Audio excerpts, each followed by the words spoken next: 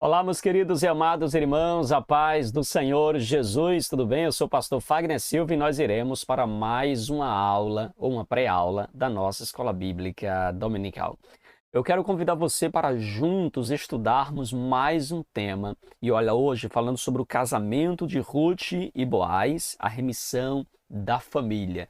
O tema da presente lição vai tratar do casamento de Boaz com Ruth. Este casamento, ao longo da história da igreja, é visto como um tipo de Cristo e a igreja. Nosso relacionamento com Cristo, irmãos, é tipificado aqui nesse relacionamento de Boaz com Ruth. No relacionamento de Boaz com Ruth, nós temos aí um tipo de relacionamento do Senhor Jesus com a sua noiva. A história de Ruth e Boaz também é a história de salvação de Deus para a humanidade. Então vamos juntos aprender mais uma temática da poderosa palavra de Deus. Eu quero chamar a atenção dos irmãos, quero chamar você para que estejamos então aprendendo mais da poderosa palavra do Senhor nesta oportunidade, tratando de mais uma temática. Se você ainda não é inscrito no nosso canal, eu quero convidar você a se inscrever, a apertar o sininho de notificações, a estarem conosco, tá bom? Em mais esta aula para a glória de Deus, eu tenho certeza que será de grande importância, de grande relevância para o seu crescimento espiritual. Hoje nós iremos falar sobre o casamento de Ruth e Boaz, a remissão da família. Nós iremos tratar especificamente aí o capítulo 3 e o capítulo 4 do livro de Ruth. Chamar aqui a sua atenção para nós sermos bem concisos e objetivos na aula de hoje, nesta pré-aula para os irmãos que desejam aí, tá bom, acrescentar algo aí para o seu estudo bíblico. Os professores é sempre bom se preparar com antecedência, ver dinâmica, ver a forma como você apresenta para chamar aí a atenção dos seus alunos, tá bom? E desta forma você poder introduzir a lição. E olha que a lição de hoje ela está uma lição muito boa, muito gostosa de se ler, de se aprender, tratando aqui do casamento de Ruth e Boaz. Claro, irmãos, o casamento é sempre uma bênção, é uma fonte de bênção, e nós queremos louvar a Deus, inclusive por todos aqueles que são casados e que estão nos ouvindo agora, você que é professor ou aluno, que Deus abençoe o relacionamento de vocês, Deus abençoe a família de vocês.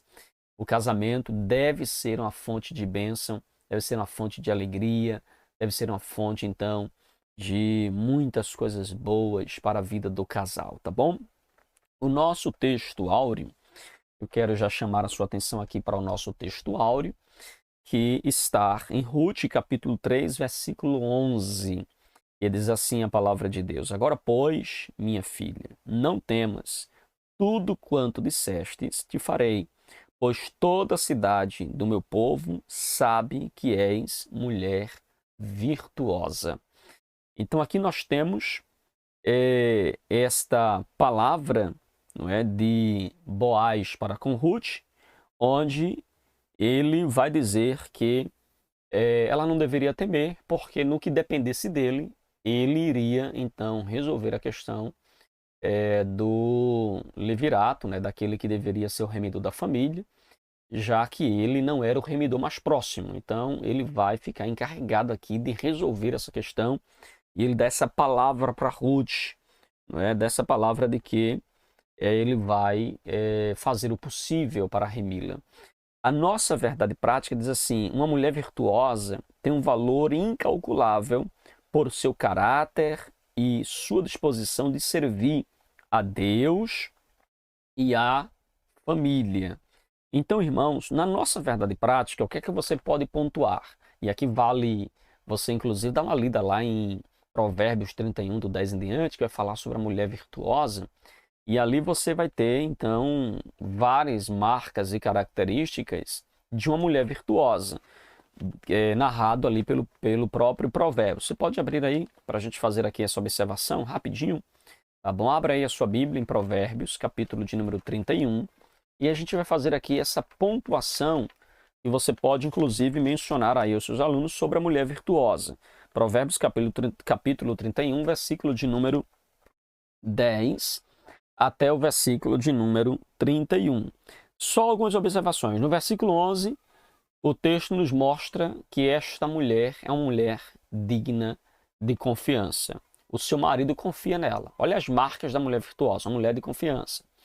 No versículo 12, diz que ela faz o bem, é uma mulher generosa, bondosa. No versículo 13, diz que ela trabalha, então não é uma mulher preguiçosa, ela não come o pão da preguiça. No versículo 15, diz que ela é uma mulher dedicada à sua casa. No versículo 17, no versículo 27, inclusive, aponta a mesma coisa. Ela é uma mulher dedicada à sua casa. No versículo de número 16, nos mostra que ela é uma mulher empreendedora, irmãos. E hoje, né, lembrando que o custo de vida hoje é outro, então veja como é importante a mulher ela ser empreendedora, ela cooperar com a renda familiar juntamente com o marido, embora este compromisso seja do marido, de ser o provedor da casa, a mulher pode sim hoje, diante do custo de vida que a gente está vivendo, somar com o marido, mas infelizmente há mulheres que trabalham e o marido sustenta tudo dentro de casa sozinho, às vezes num aperto, e a mulher não emprega absolutamente nada quando trabalha daquilo que ganha dentro de casa. Então corrija isso, não permita que isso aconteça no seu lar, na sua família, tá bom? No versículo do número 20, nos mostra que ela é uma mulher que abre o coração para o aflito. Isso fala de generosidade. Olha aí as marcas da mulher virtuosa. No versículo 21, diz que ela protege sua casa do mau tempo. Ela é uma mulher protetora. Ela é uma mulher atenta ao mau tempo que pode provocar ali um desastre na sua casa. Ela está atenta. Tem mulher, irmãos, que é tão despercebida, não é assim? Às vezes a casa está caindo, ela não está nem aí, não percebe. O diabo entrou, cirandou, está bagunçando, está virando a casa de cabeça para baixo. E ela não nota, porque ela não protege a sua casa do mau tempo. Às vezes o mau tempo pode estar numa televisão, num videogame, num jogo, pode estar num lazer, numa diversão, pode estar num filme, pode estar num canal, num aplicativo. É assim? E é importante a mãe ela ter esse cuidado da mulher virtuosa, ela livrar a sua casa do mau tempo. Em Provérbios, capítulo de número 31, versículo número 24, nos fala que ela é uma mulher que fala com sabedoria. Olha que interessante, é outra marca da mulher virtuosa. Ela fala com sabedoria, tem prudência nas palavras. Tem mulher, irmãos, que não sabe se expressar. Não estou falando aqui de falar um português polido e correto, irmãos. Se souber falar, amém, glória a Deus. Mas eu estou falando aqui de você ser prudente na fala, falar com sabedoria. Amém? O versículo de número 28 nos mostra que ela é uma mulher conceituada pelos seus filhos. Olha aí. Ela é bem conceituada pelos seus filhos. Seus filhos olham para ela, irmãos, e olha, mãe nota 10. Amém? Então, olha aí as marcas da mulher virtuosa. É muito importante você, professor, começar a sua aula e aqui, na verdade, prática, já apontar para essas marcas aí. Você talvez não deu para pegar aqui que eu falei rápido, né? Não dá tempo a gente ficar aqui entrando em detalhes. Você pode pegar essas marcas aí, escuta novamente essa aula e você faz essas observações e aí você pode, inclusive, pontuar na sua sala de aula as marcas da mulher virtuosa. É claro que você não pode se estender muito, porque esta não é a proposta da lição, trabalhar o perfil da mulher virtuosa, tá bom? Mas a Ruth era uma mulher virtuosa e a gente percebe isso na sua história. Então, a mulher virtuosa ela tem um valor incalculável por seu caráter e sua disposição de servir a Deus e a sua família. Ok? Tranquilos? Então, queridos, a nossa leitura, se você puder agora abrir aí também a sua Bíblia ou a sua lição, você pode estar conosco agora fazendo a leitura da nossa lição de hoje, a leitura bíblica em classe, que está em Ruth capítulo 3, versículo 8 ao versículo 10, e depois em Ruth capítulo 4, versículo 11, que diz assim a palavra de Deus. Ruth 3, 8. E sucedeu que pela meia-noite o homem estremeceu e se voltou, e eis que uma mulher jazia aos seus pés. E disse ele: Quem és tu? E ela disse: Sou Ruth, tua serva. Estende, pois, a tua aba sobre a tua serva, porque tu és o remidor. E disse ele: Bendita seja tu do Senhor, minha filha. Melhor fizeste esta tua última beneficência do que a primeira, pois após nenhum jovens foste, quer pobres, quer ricos. O capítulo 4, versículo 11. E todo o povo que estava na porta e os anciões disseram: somos testemunhas. O Senhor faça a esta mulher que entra na tua casa como Raquel e como a Leia, que ambas edificaram a casa de Israel, e ate já valorosamente em Efrata, e faze-te nome afamado em Belém. Então aqui está a nossa leitura, pontuando aí o capítulo 3, o capítulo 4, onde nós iremos discorrer aqui na nossa aula de hoje, tá bom? A nossa lição ela tem 3 objetivos. Quais são? O primeiro objetivo da nossa aula é explicar o compromisso de Boaz com Ruth, depois esclarecer o casamento de Boaz com Ruth e, por fim, relacionar a remissão da linhagem de Davi com a história de Ruth. Ok? Então a gente vai trilhar aí por esses 3 objetivos no desenvolvimento de cada ponto da nossa lição, tá bom? Então o livro de Ruth, irmãos, é interessante que ele começa falando de fome e de mortes. Mas como é que o livro de Ruth termina? Termina falando de 2 grandes celebrações. A primeira é o casamento de Boaz com Ruth e a segunda é o nascimento de Obed, o avô de Davi. Nosso Deus, irmãos, é um Deus poderoso, capaz de reverter tragédias em bênçãos, derrotas em vitórias, mau tempo em um bom tempo.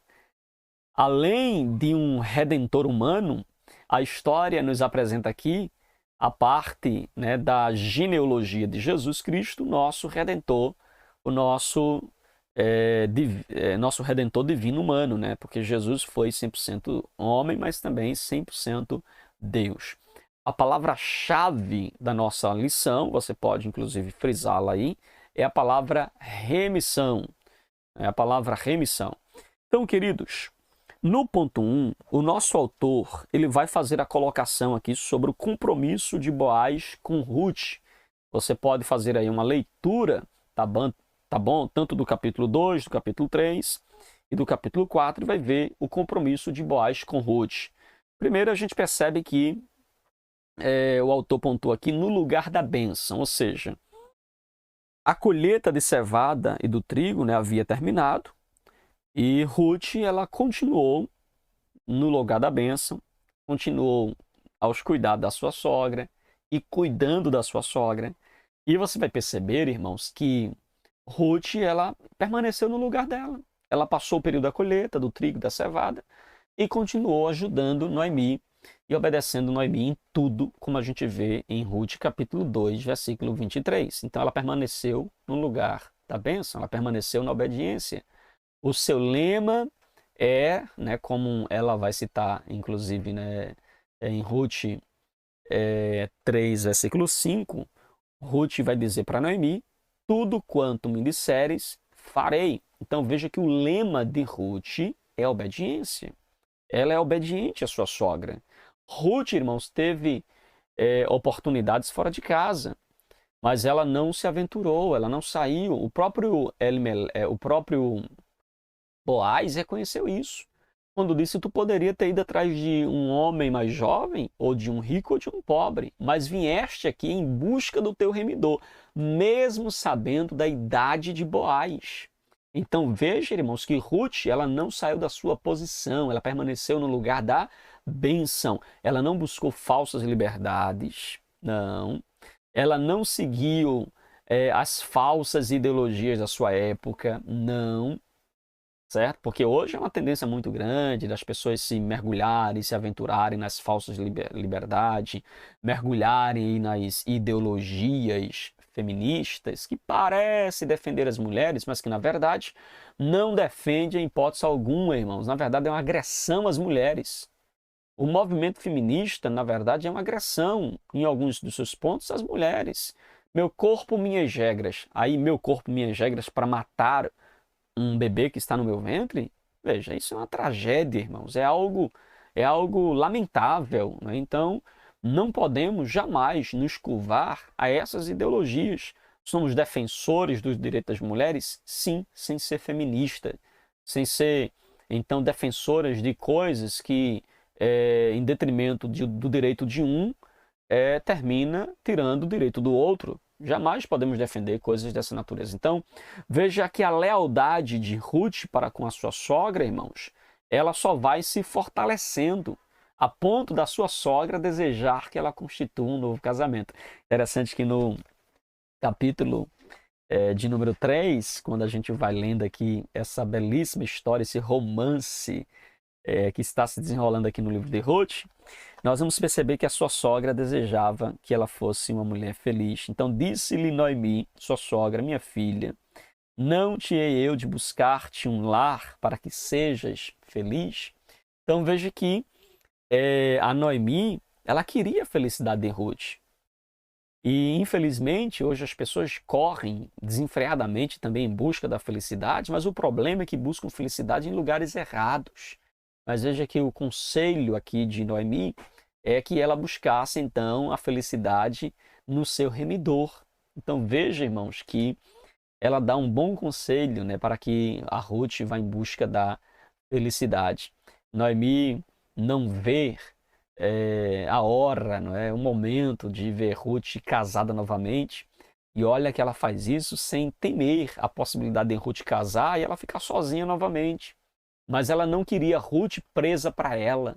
Ela não vivia enciumada com Ruth. Se Ruth casar, eu vou ficar sozinha. Não, pelo contrário, irmãos. Você vê que ela apoia e deseja, inclusive, e não se contenta até que Ruth, de fato, esteja casada e possa constituir uma família, trazendo aí alegria, inclusive, para ela, para a sua sogra. É importante quando nora e sogra vivem bem, têm bom relacionamento, se amam.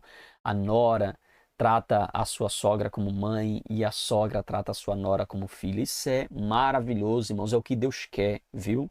É o que Deus quer para você, sogra, para você, nora, que vocês vivam bem. Assim como a história de Ruth e Noemi mostra esse bom relacionamento entre sogra e nora. Amém, queridos?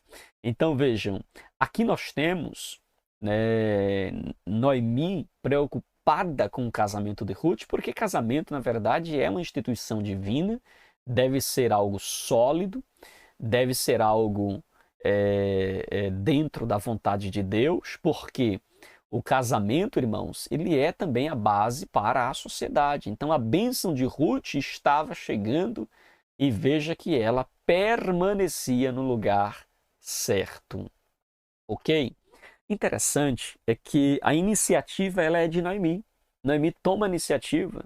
Veja que os cereais colhidos eram levados para a eira e então, depois que esses cereais foram colhidos, no dia em que Boaz estava responsável ali de vigiar o seu campo, de vigiar ali a sua colheita, Noemi, não é, usando também, claro, de esperteza, de inteligência, de sabedoria, orientou que Ruth fosse até o campo exatamente no dia do plantão de Boaz e deu para ela toda a instrução. Então Noemi vai instruir Ruth sobre tudo o que ela deveria fazer. E eu acho interessante que as instruções de Noemi mostra, certo, a ternura de Ruth, a beleza de Ruth, manda que Ruth se arrume, se perfume, para que ela pudesse então estar, né, bem apresentável perante Boaz. Mas veja que em nenhum momento nós encontramos a Noemi instruindo Ruth a ser sensual. Coloca aquele vestidinho, coloca aquela peça íntima, olha, usa aquele decote, olha, esteja, né? Quando ele estiver lá na eira dormindo, vai lá e se deita sobre ele. Não, você não vê isso, não. A iniciativa de Noemi para que Ruth vá se aproximar de Boaz e peça Boaz em casamento é uma iniciativa saudável. Vai lá, te arruma, te perfuma, esteja lá preparado e faz assim, assim, assim. Descobre os seus pés quando ele estiver dormindo, num momento estratégico, quando ninguém estiver te vendo, para que ninguém venha deduzir ou pensar mal acerca de ti. Então tu vai lá, descobre os pés dele, deita-te aos pés dele. É aos pés, viu? Não é no colo. Amém? Ela orienta a Noemi, orienta Ruth, a Noemi orienta Ruth a deitar-se nos pés de Boaz, irmãos. Descobrir os pés ali, alguns tentam achar significado. Eu acredito que seja um descobrir os pés para que o ventinho frio ali despertasse Boaz, né, no meio da noite. Então, eu penso que seria isso.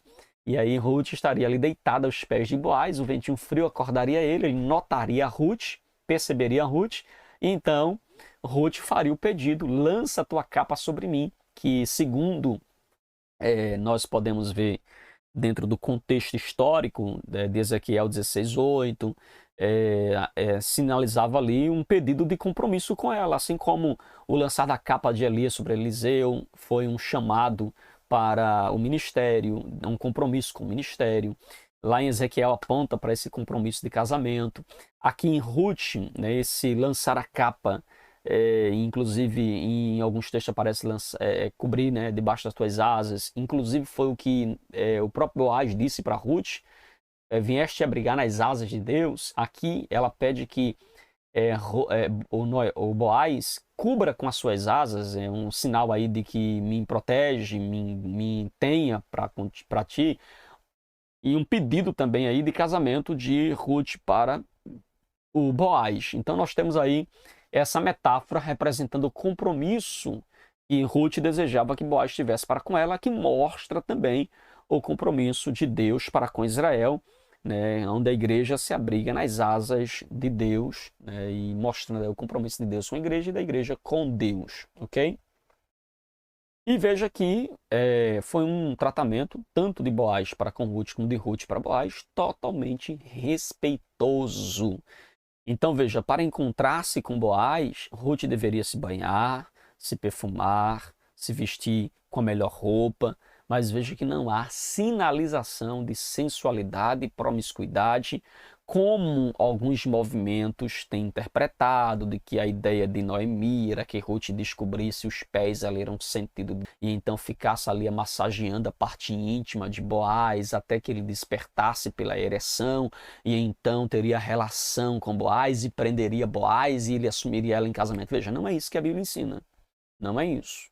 A Bíblia não está falando isso. É importante que a gente pontue, né, que essa interpretação, essa visão aí de alguns movimentos, de algumas ideologias, não condiz com a realidade bíblica. Você vê que houve aqui um processo respeitoso. O próprio Boaz, quando sentiu o friozinho no pé ali, que acordou, que viu a moça aos seus pés, ele perguntou no escuro: quem és tu? E veja que Noemi se identifica, né, sou a tua serva. Então veja que o versículo de número 9 vai nos mostrar isso, do capítulo 3, quando diz: quem és tu? E ela respondeu: sou Ruth, tua serva. Estende tua capa sobre a tua serva, porque tu és o resgatador. Ela evoca a lei, o costume, entende? Ela não está ali fora da regra, fora do... Não, irmãos, ela evoca o costume, certo? Ela não está pedindo ali para uma noite, entendeu? Para uma aventura. E aí, Boaz, vamos lá? Não, não é isso não, irmãos. Ele está pedindo um compromisso. É importante que a gente mostre, né, esse processo respeitoso, esse processo onde há aqui um respeito tanto de Ruth para com Boaz, como de Boaz para com Ruth, ok? E aí mostra o pedido dela para que ela fosse resgatada, né? A questão de guardar, a questão de protegê-la, a questão aí de remi-la. Nós temos aí esse pedido que é feito por parte de Ruth para Boaz, ok? O nosso segundo ponto da nossa lição, o nosso segundo ponto, fala sobre o casamento entre Boaz e Ruth. Então veja, quando Ruth volta para Noemi e ela pergunta como foi lá na eira, e ela narra para Noemi, então Noemi diz assim: Ruth, descansa, descansa porque eu conheço Boaz, eu sei como ele é, e ele não vai descansar até que conclua este negócio.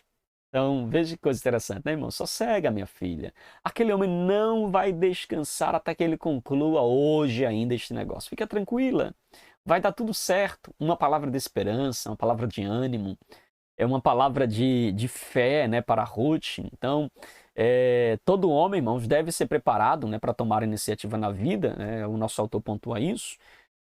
principalmente quando se diz respeito ao casamento, né? Na época, não havia nenhum problema, tanto uma mulher pedir o homem em casamento, como o homem pedir a mulher em casamento, embora hoje a iniciativa, a gente se espera mais que seja do homem, não é? Que tome essa iniciativa de fazer o pedido do casamento. A liderança masculina pressupõe aí atitude, né? Amor, responsável, honra, né? A mulher como vaso mais frágil, como ensina a própria palavra de Deus em 1 Pedro capítulo 3, versículo 7. Então, é importante que o homem ele tenha esse papel de liderança, ele foi lá também, tomou a liderança de resolver, de procurar o parente remidor mais próximo, de saber se ele estava disposto a adquirir a propriedade e assumir também Ruth, se não estava. Veja que ele toma toda essa liderança e a gente vê isso como o papel que o homem deve exercer, então, diante, né, da família, diante do seu relacionamento, diante do seu compromisso com Deus e com a pessoa com quem quer constituir ou deseja constituir família. E aí nós temos, irmãos, o resgate, né, o resgate que deveria ser feito pelo parente remidor das propriedades e o cumprimento da lei do levirato, que deveria ser por um irmão. Mas na ausência do irmão, você vê que essa lei se estendeu, esse costume se estendeu a um parente mais próximo. Então Boaz ele foi para a porta da cidade, geralmente um local onde se resolvia as questões, né, se julgavam as causas. Então, cumprindo aí a lei e o costume da época, ele vai para a porta da cidade e lá ele vai, então, por uma providência divina, veja que ele encontra ali o remidor mais próximo e ele começa, então, um diálogo, né, sobre a questão das propriedades de Elimeleque e também sobre a questão de assumir Ruth. Você vê que o homem ele tinha o interesse de assumir as propriedades, mas não teve o interesse de assumir Ruth. Ele pensou que assumir Ruth seria, então, investir nas propriedades de Elimeleque, gerar filhos para o parente falecido, e no final das contas seria um investimento não muito lucrativo ou vantajoso para ele. Então ele se saiu, ele disse, não, as propriedades eu quero, mas Ruth eu não quero, então não dá para eu assumir este compromisso. E você vê então que deixa aí o caminho livre, não é, para que Boaz possa assumir a propriedade e assumir também o relacionamento com Ruth. E você vê que isso foi feito diante de 10 homens importantes da cidade que testemunharam aquele ato de negação do parente mais próximo das propriedades e também a negação ali de assumir um compromisso com Ruth. Então veja, a aplicação dessas duas leis, nesse caso aqui, do resgatador e do casamento do levirato, certamente se deu porque apenas a aquisição das terras não faria com que ficasse na família ali, a aquisição das terras não faria que ficasse na família de Elimeleque.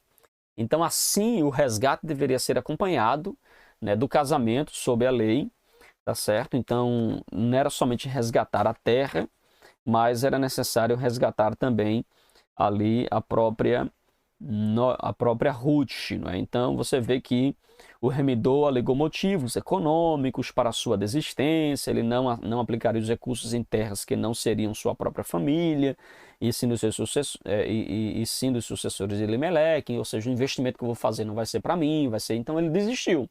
E aí deixou um caminho, um acesso livre aí para Boaz. Então aí temos um registro público, onde as testemunhas vão dar aí, né, o testemunho de que ele desiste e que fica o caminho livre para Boaz. Então, seguindo mais um dos costumes da época, né, de transparência, do direito, do resgate, você vê que foi ali selada com o remidor, né, descalçando os pés, entregando ali a Boaz, que era um costume para sinalizar de que ele não iria assumir, né? Então, o testemunho público para a remissão e o casamento com Ruth foi invocado por Boaz, e recebeu ali uma confirmação, né, uníssona de todos ali presentes. Então todo o povo que estava na porta e os anciões disseram: somos testemunhas, o Senhor faça a esta mulher que entra na sua casa como Raquel e como Leia, que ambas edificaram a casa de Israel. Então Ruth foi acolhida na comunidade de Israel com a mais elevadas honras, né? Então ela é recebida ali na família de Boaz. Então, olha que coisa linda, né, irmãos? É o casamento aqui acontecendo dentro dos padrões e dos costumes da época e da vontade também de Deus. E por fim, a nossa lição vai falar sobre a remissão da linhagem de Davi através de Ruth e Boaz.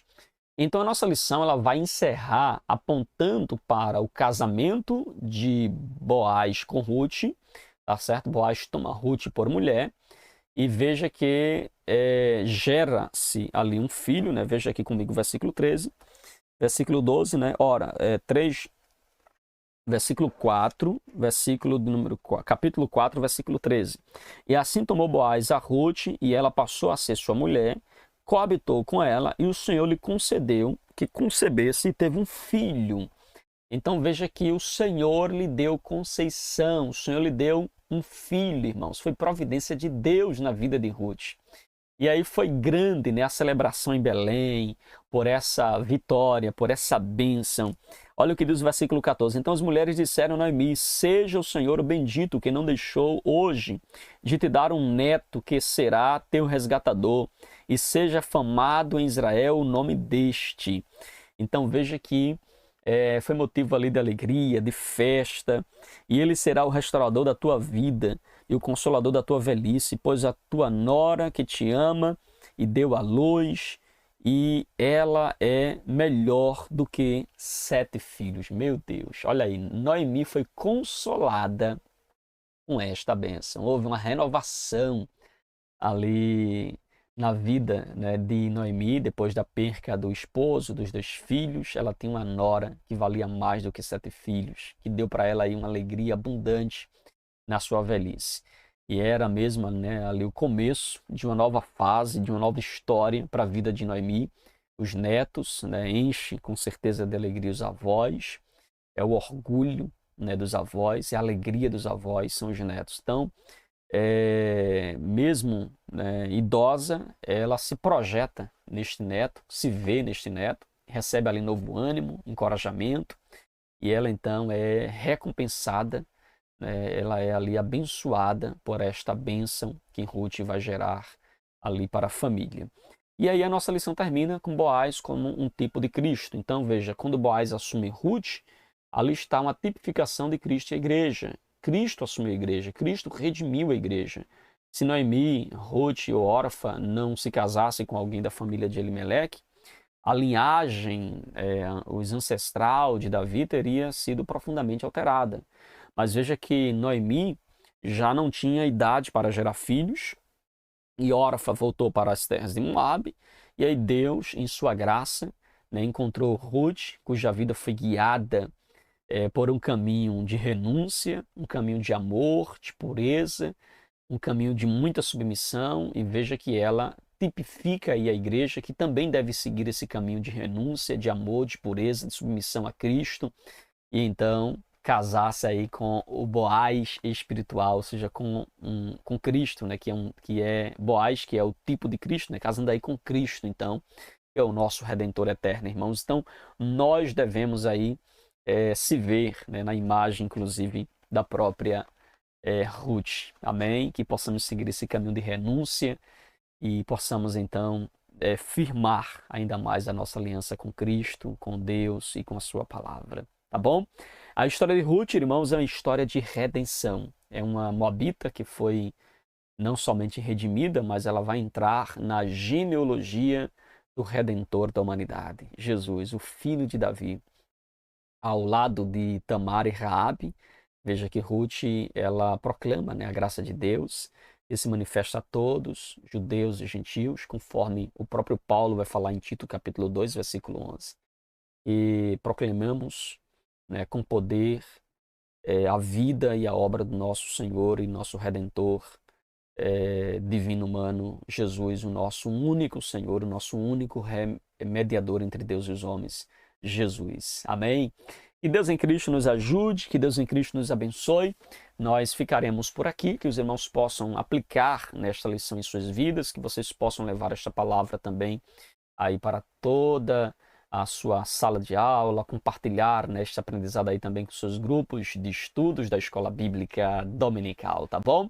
E neste próximo domingo, né, dia 4, que você possa ter uma aula abençoada para a glória de Deus. Fica na paz, nós ficamos por aqui e aguardo você a nossa próxima pré-aula da Escola Bíblica Dominical. Um abraço para você e até a próxima, permitindo Deus.